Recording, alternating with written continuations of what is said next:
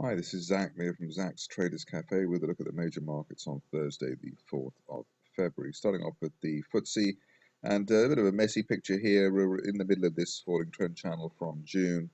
Support coming in initially around the 5,800 level, which we did yesterday, and resistance around the 10-day moving average level. That's shown in green at 59.28.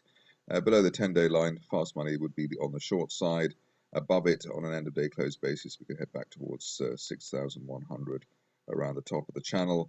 Bit of a throw of the dice in terms of which area the FTSE will hit first, but RSI 43, so that does give us a downward bias against the uncertainty, presumably, of the non-farm payrolls coming out tomorrow in the US.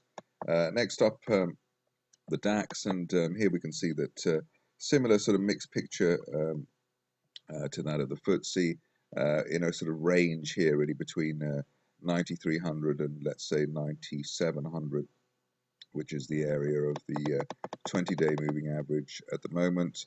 Probably looking for an initial rebound back towards that 20-day line area. That's the grey line there, and the 10-day moving average 96.99. But basically, it looks as though that would still be a sell into strength as we look for further progression to the downside.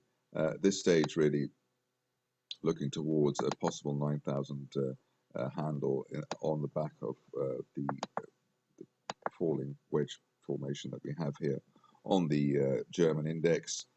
So really a sell into strength, and only really sustained price action back above 9,700 would currently delay the downside scenario.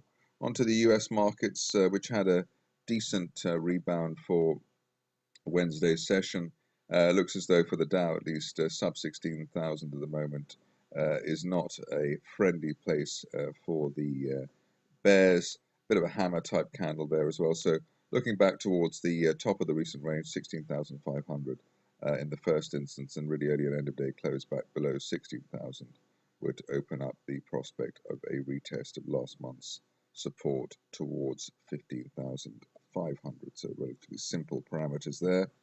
Onto the S&P, for 16,500 you can swap 1950 on the S&P, and a clear hammer candle here. The low yesterday 1872, and we sort of found decent interest there. Once again, 1870s were the support area at the end of January as well. So looks as though higher low there for February to begin with versus that January floor at 1812. Up to 1950 is the target, but really we want to see an end of day close above that before assuming that there's going to be any big takeoff here, given that the RSI is at 45 and still on the negative bias. For the Nasdaq, we can see that really the 4,100 level once again came in as support for this market. I've been flagging that quite a few times, and indeed 40.99 was the intraday low on Wednesday. So that takes us back to a 4,300 retest as a possible upside there, and you'd want to see an end of day close maybe above the 20-day moving average 42.99 if you're cautious on chasing the bull argument. The only word of caution rather, as far as getting too bullish about this market, is the way that we are just probably a day or two away from a dead cross between the 50-day and the 200-day moving averages, and that's quite a strong sell signal on the Nasdaq coming up for as soon as the beginning of next week. Onto the currencies, and they have behaved as expected, perhaps rather more so in the case of cable.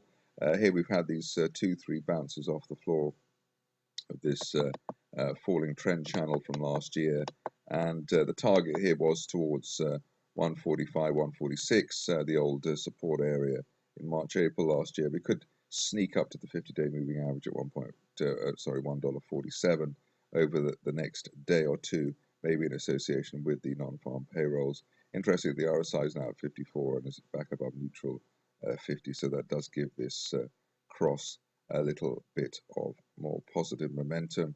But at least at this stage, it's probably rather too early to suggest that we could head up to the top of the falling trend channel from last year at $1.55. that would only really be opened up once we clear the 50-day moving average over, and that occurs over the next few days. Euro dollar, probably the most satisfying of the crosses in terms of the FX over the last couple of days. We were bubbling under as far as RSI 50 plus and holding the 50-day moving average at 108.74. The target was the 200-day moving average at 110.53, and that was achieved easily on Wednesday's session. Situation now is really waiting to see how much consolidation will happen at or above the 200-day line. If we can hold that on a weekly close basis for Friday, one would expect actually quite a quick move back towards the $1.15 area, the top of the 2015 range. That's it from me. More updates at the same time tomorrow.